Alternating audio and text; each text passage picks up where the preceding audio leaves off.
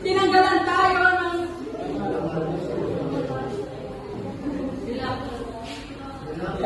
tinanggalan tayo ng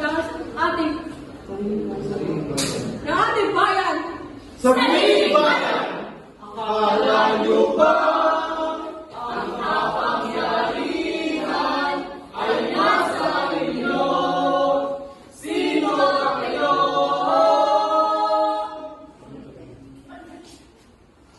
Ang bayan ay may kanser na panlipunan na kailangan ibilad sa templo ng mga Pilipino. Ang bayan ay may kanser! Ang bayan ay may kanser! Ang bayan ay may kanser! Inabuso nila ang mga Pilipino! Inabuso nila ang Pilipinas! Pakinggan nyo ang sigaw ng taong bayan! Kailan! Katauhan! Kailan! Katauhan! Kailan!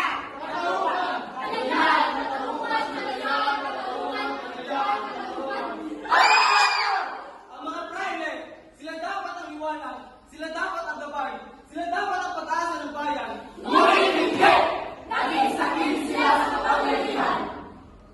Ngunit kailangan natin tumindig at pagkain tama ang gaya ng isang kailangan natin tumindig. Kailangan natin tumindig.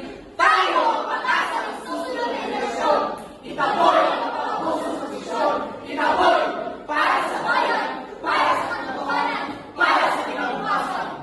Hindi tayo papayag na maulit ang kahapon. Dahil tayo Tayo ang henerasyon na hawak sa liwanag. Mga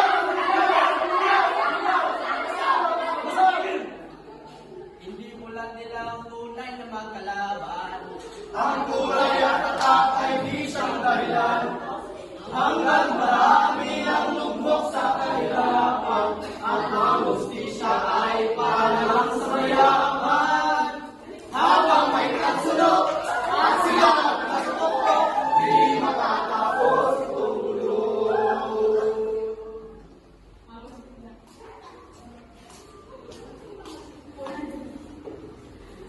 Kung sa matamis,